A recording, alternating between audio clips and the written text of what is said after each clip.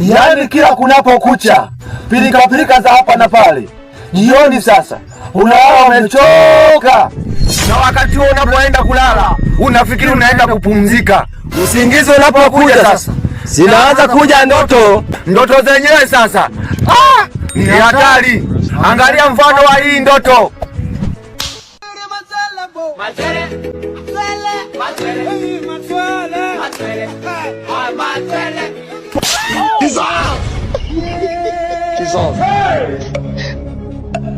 Jesus.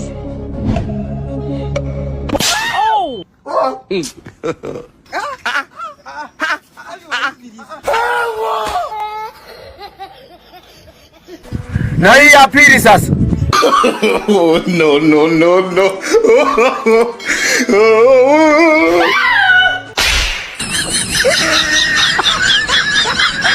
Kweli duniani hakuna mapumziko kaburini, ila ndoto ni noma.